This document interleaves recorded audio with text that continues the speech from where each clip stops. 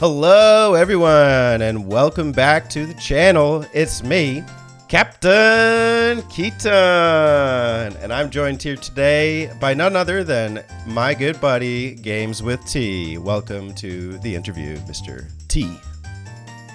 Thank you so much for having me. Really looking forward to it. Excellent. So, Games with T will conclude the NES Zelda interviews, and I invited him today because I think he has a unique perspective on this game. He was around for it at the time, but he was not, maybe, I wouldn't say as enamored. We'll hear his perspective when he gets to it. So stay tuned for some unique perspectives here. And before I go any further, I'd like to give you an opportunity to just talk about what's going on with you and YouTube right now, kind of where your head's at and what your content's like for the viewers. Yeah, so absolutely. So primarily a game content creator. This is what I've been always focused on. Love talking about games with my fellow content creators or anybody for that matter. And just, yeah, I've been kind of consistently putting out videos, love doing so. And perhaps in the future, I'm going to shift my perspective a little bit to be a little bit more real, a little bit more creative with my content. So looking forward to that. And definitely really excited to be part of this interview. Yeah, totally. Are you drinking tea today?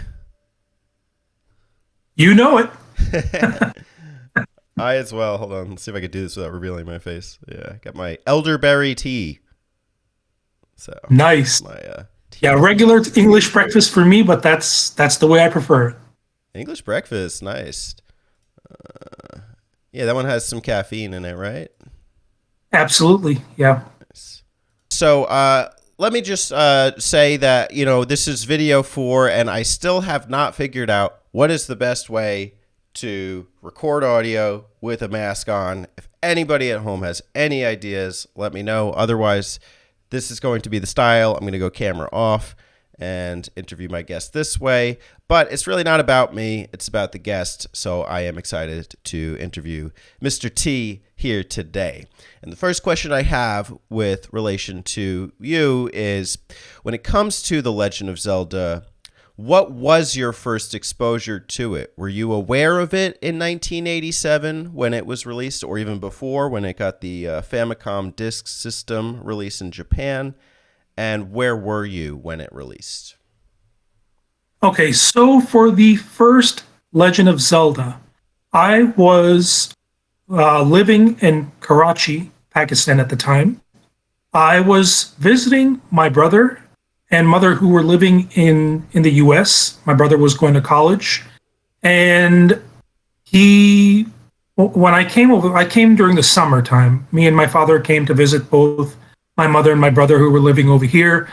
And nobody in my family was into video games at all, besides me, of course. So when I came over, I kind of wanted to get the latest and greatest Atari thing, because that was my only perspective into gaming. I knew nothing of any other type of system.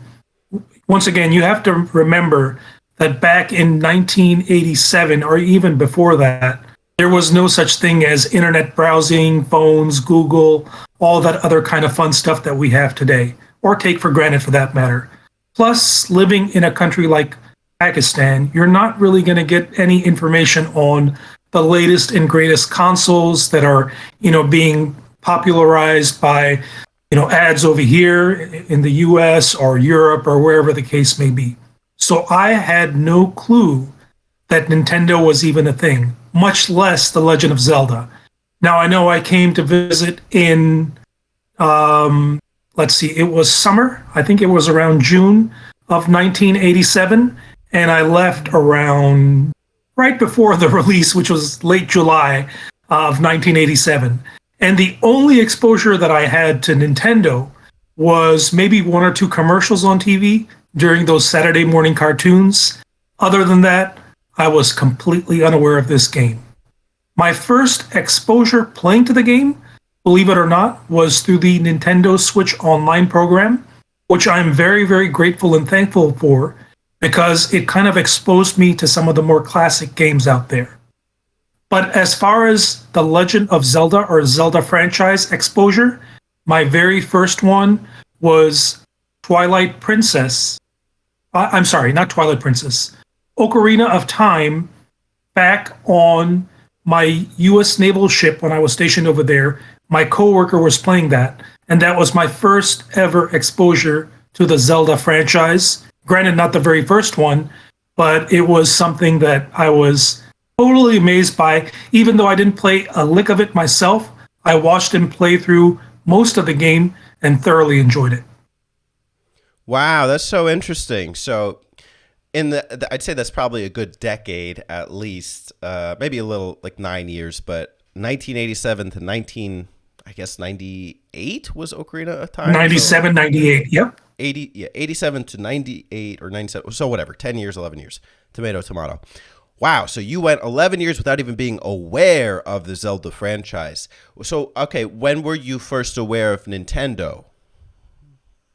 So yeah, 1987 I would say was when I was first aware of Nintendo. But they were primarily associated, at least for me, Cartoons. with Mario. So Oh, I had about Zelda, but let me rewind just a little bit because back when I was living in Pakistan, I did have exposure, inadvertently had exposure to a couple of their Game and Watch consoles, but I never really associated Nintendo with a brand name. It was just something that I had, and I was like, yeah, I like these Game and Watches, but I didn't really know about the company or. But I guess inadvertently I was exposed to Nintendo, but didn't really know about them till I'd say 1987. okay. Wow, okay, so that's interesting. So you were associating Nintendo with the Mario name more so than The Legend of Zelda for a while there, and then when the N64 came out, that's when Zelda became part of the vernacular. So were you 100%. aware of NES Zelda at any point before the Switch Online? No. Oh, so before Switch Online? Of course. Yeah, yeah.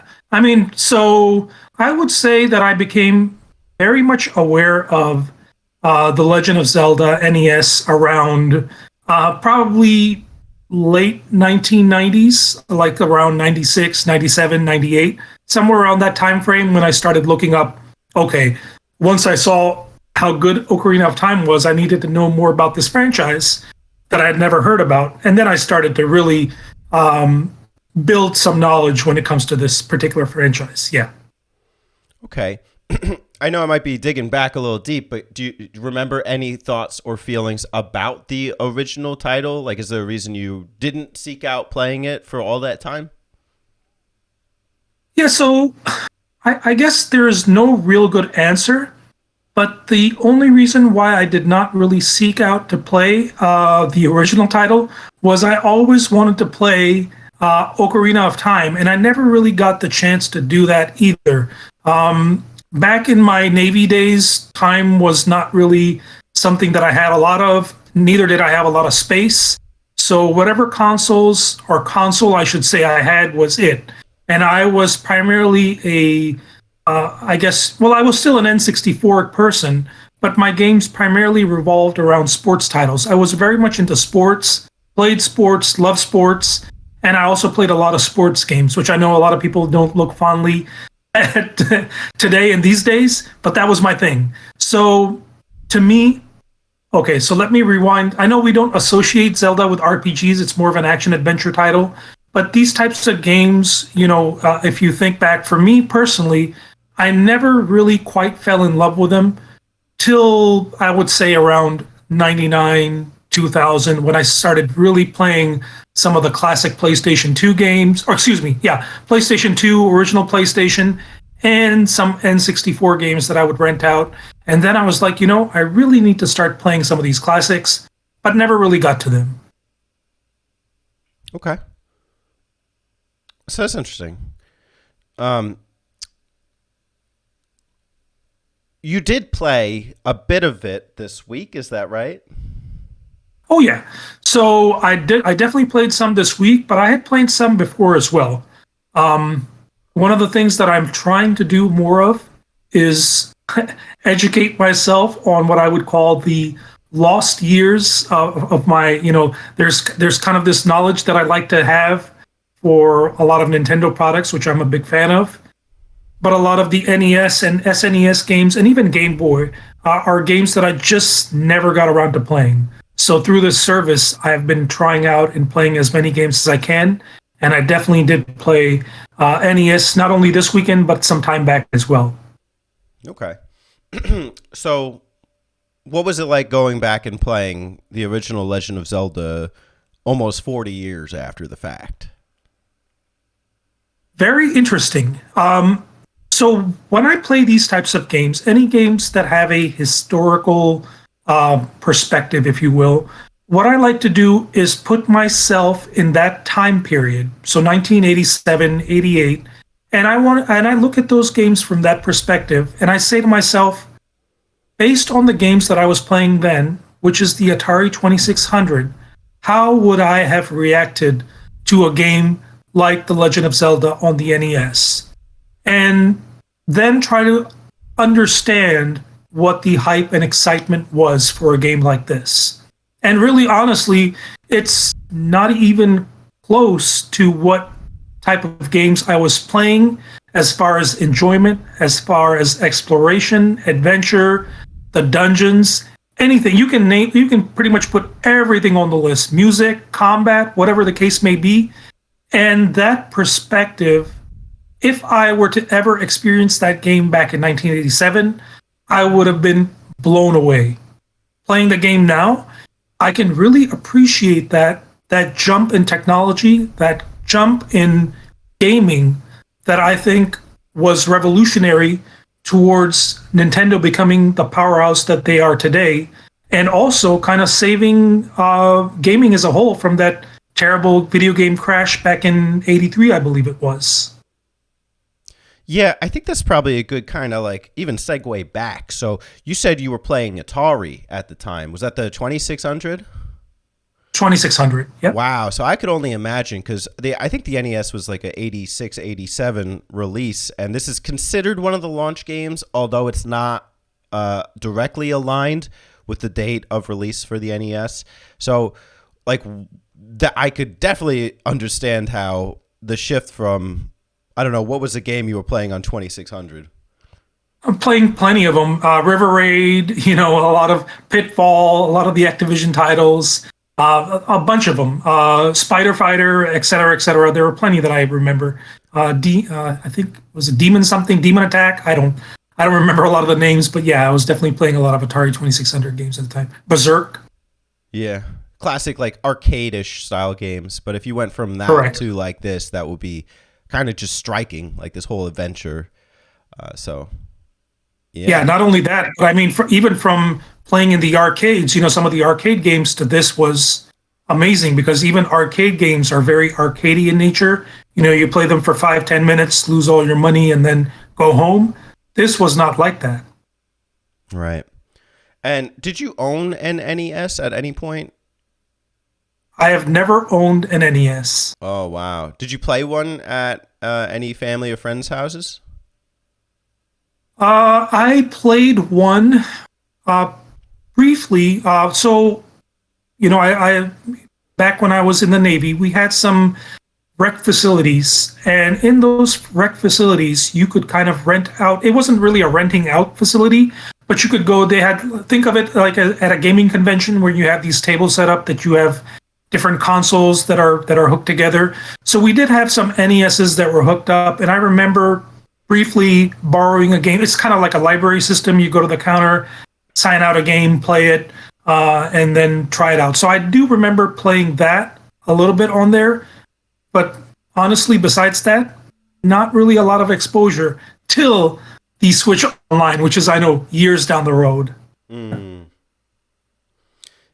No, that's interesting. I mean, to go from like, you know, that's a whole, I think I understand like, you know, the Navy was very demanding and time consuming, so you didn't really get like that opportunity to enjoy a lot of the classics. Plus, even being like international, like not in, I don't know. Well, how would you compare like Pakistan in terms of like maybe like consumer like ability or like media centered? I don't know if you understand like what I'm asking. Yeah, so very, very isolated in that term. So like I said back in the day, I mean, now everything is different because of online and, everybody uses the same internet. But back in those times when there was no internet, very isolated. Like I said, we didn't really have, maybe there was a thing that some specialty shops were selling, but I was not exposed at all to Nintendo whatsoever.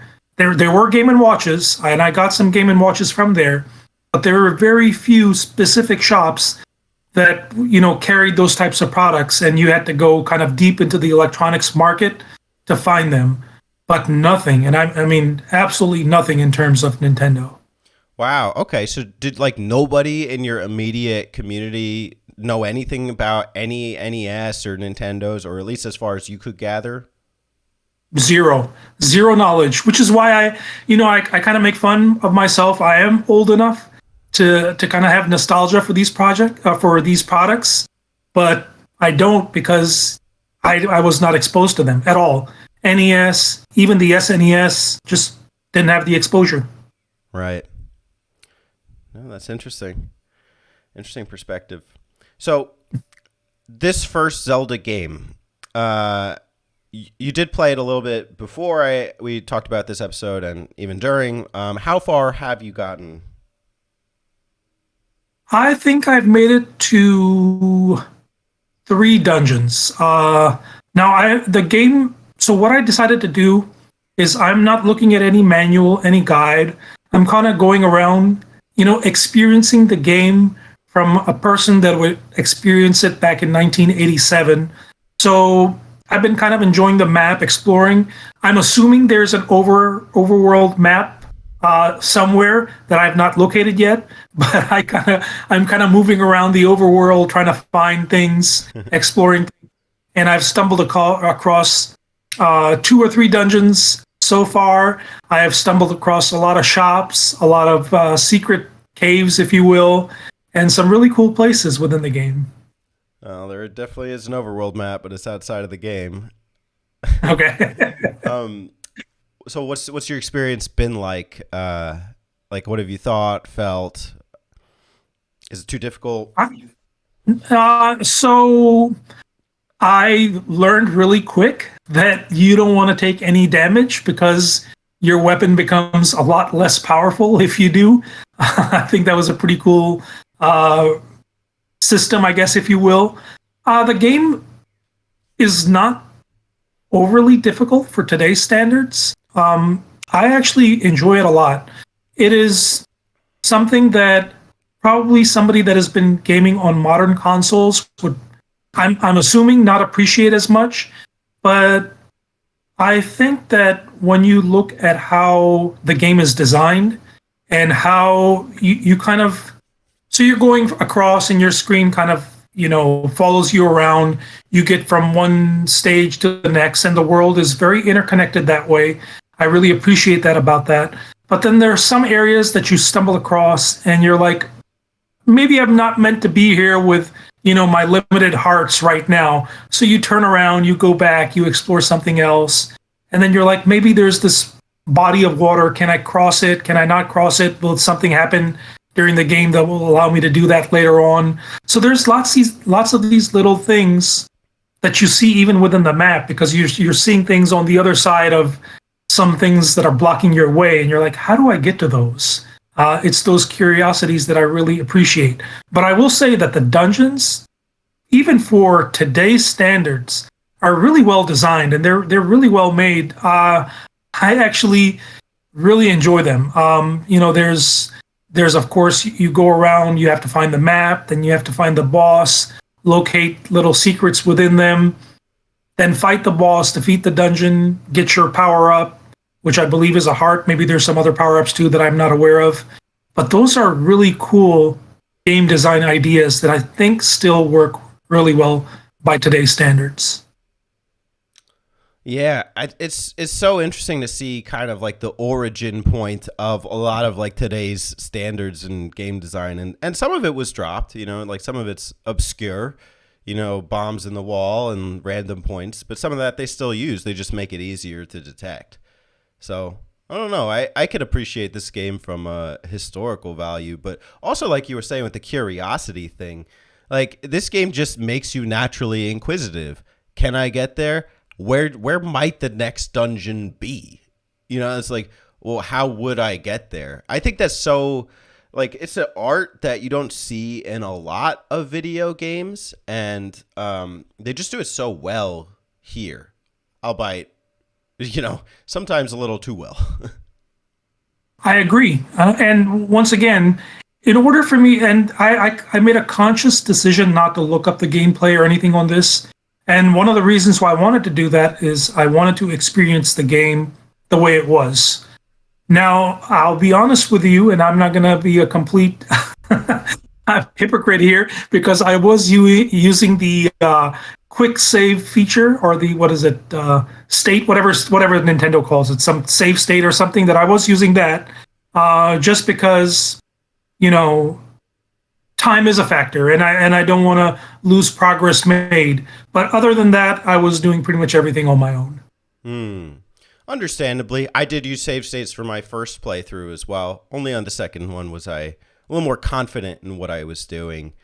I think that you can't and this is just my opinion, I don't think you can experience this game the same way as it was intended back when it was released. Because, and I found this out from interviewing a couple people, everybody was talking or like getting Nintendo Power strategy tips about like all the secrets in the world. So I really don't think there's any shame in, going outside of the game when you need to. It is a good game. And the other part of it is you're supposed to get lost. Part of the experience is getting lost. Like that's kind of the fun of it. That's the fun of Metroid too. And so I really think that there's a balance to strike. I personally don't like looking up too much information. When I first played this, I was like, how much of this can I get done on my own? And then at a certain point, I was like, I think I need a little more guidance I would have gotten had I played it back in the day with a community of people that also played it. That's a very good point. Very good perspective. I may just do that. I have not. I won't say given up, but I mean, I'm still going to try it the blind way, if you will. But that's a very good point, and I think maybe if I really want to start, trying to finish this game in a timely manner, I may just look up some guidance as to where to go next, or which dungeons to go, or sort of which path to follow initially, to help me. Yeah, I don't want to give you too many tips. I think you should, if you're going to play it authentically, but don't be afraid to ask for help as well. Like, because I think that's fine. And at the very least, just look up a map that would have been in the manual at the time, because you're playing. Oh, okay, yeah, you're playing with no map. Only like a blank gray square with dots on it. Like that's not too helpful. Yeah. Okay, I didn't know that the manual came with a map. See, that's once again. Just not. I missed that part, and now that you mention it, I don't even think of associate games with manuals anymore or maps anymore. So it never even crossed my mind that probably that game had a map, which would have been helpful. Yeah. So this first game, how important is it to you? So here's the thing. Ever since I got a Nintendo Switch, and you have seen a lot of the videos, I cover a lot of Nintendo Switch content.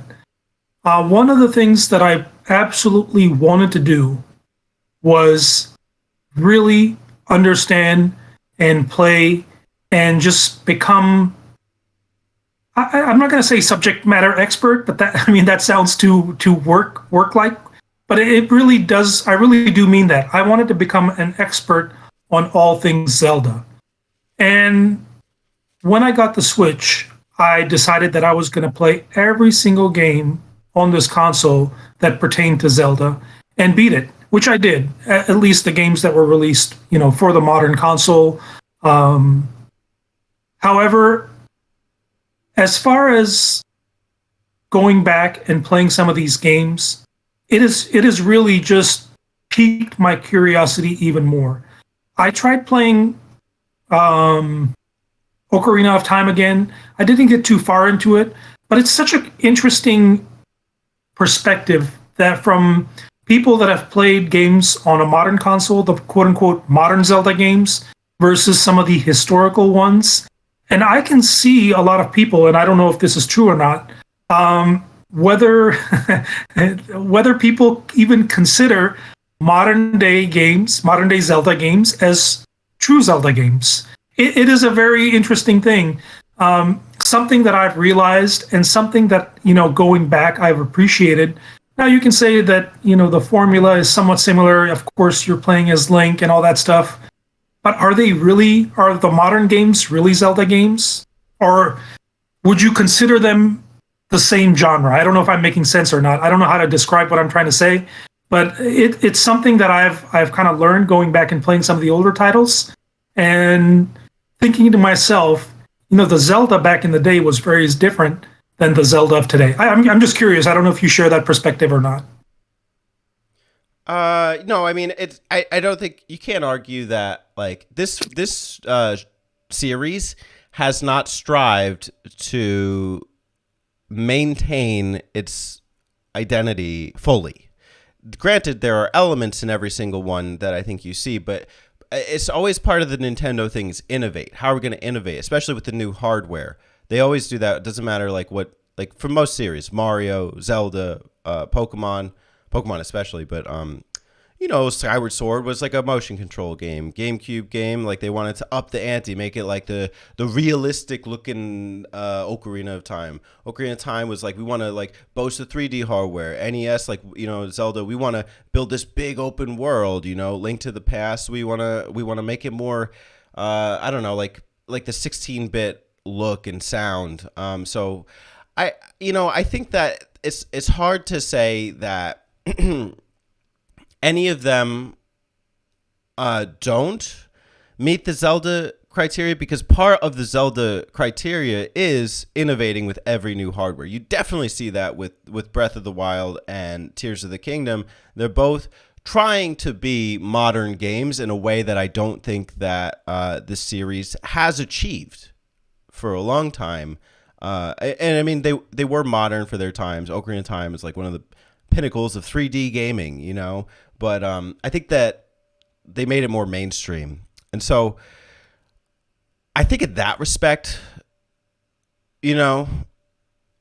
most Zelda games, at least in this mainline series, are like tried and true. They are Zelda in that way. But I don't think in the same way that you see with Dragon Quest, where it's like, okay, we're going to make, heartfelt RPG.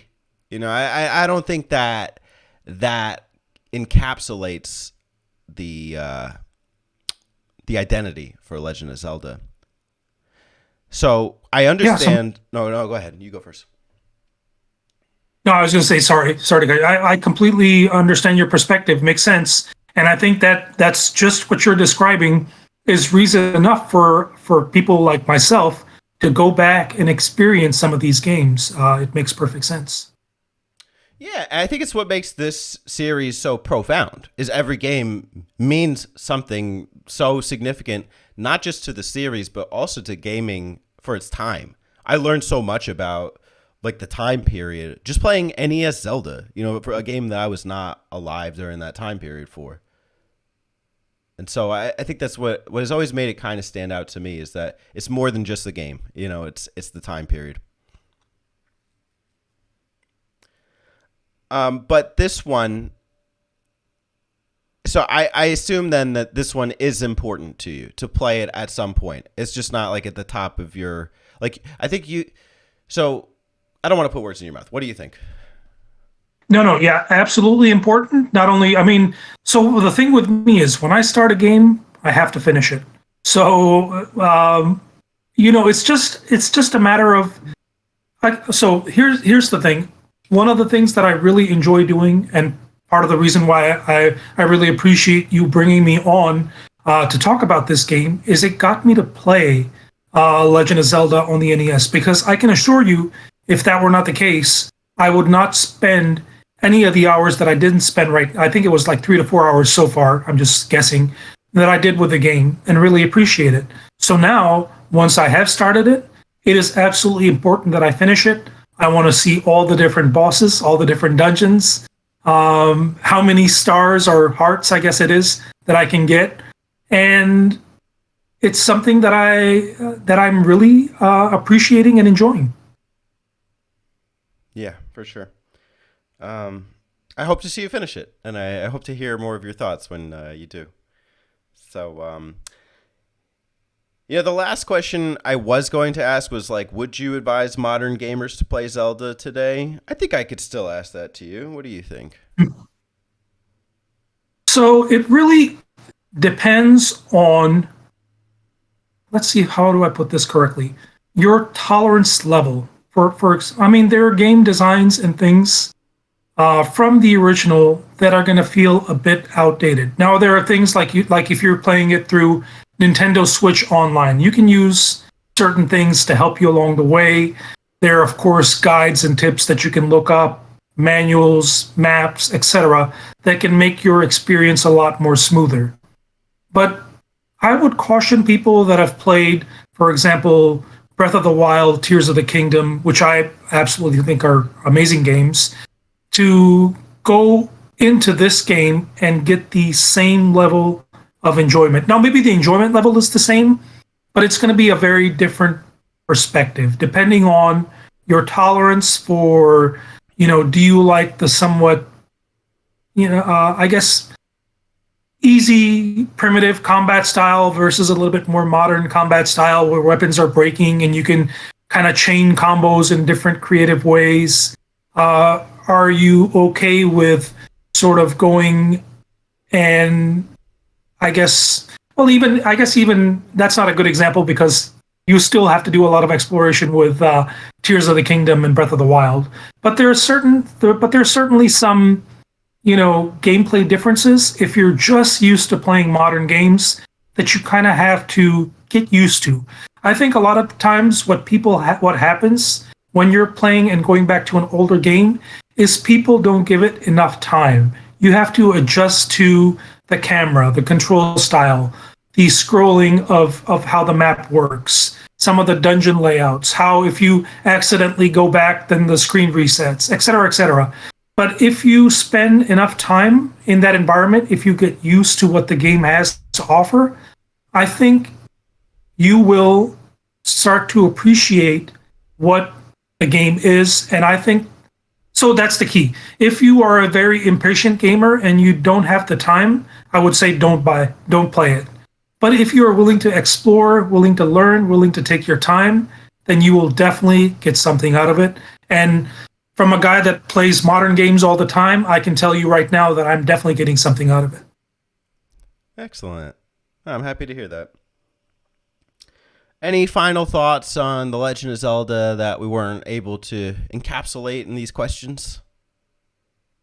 I would just say that it is definitely a series worth playing. We already kind of talked about it, regardless of which console, which generation, where you are playing it. I think every game within the series, or almost every game within the series, offers something that most fans of action adventure titles will appreciate and enjoy. So if you have not tried it, regardless of where it is, when it is, definitely do so. And I think you will have a great time. Awesome. Well, I had a great time. Thanks for joining me today. Thank you for having me. I really hope this is one of many more interviews to come, but because this was a lot of fun. And I really do appreciate you bringing me on, making me play Legend of Zelda, because that is something I would not have done otherwise. Well, I'm always here to push you to play another retro game. But yeah, we talked about another Zelda link up that we can do. So get it, link up. But Absolutely. yeah, so viewers can look forward to that. Also, just kind of a fun little closer here. If you were Link and you had a voice, what would you say, or how would you speak to close this interview? Oh my gosh. What would Link say right now? Go. uh, oh man, I can't even do a Link voice because my voice is so deep. I'm trying to make a kid voice and I can't do it. Till the next adventure, my friends. I don't know. Sorry. That's awesome. I loved it. Nothing to be sorry about.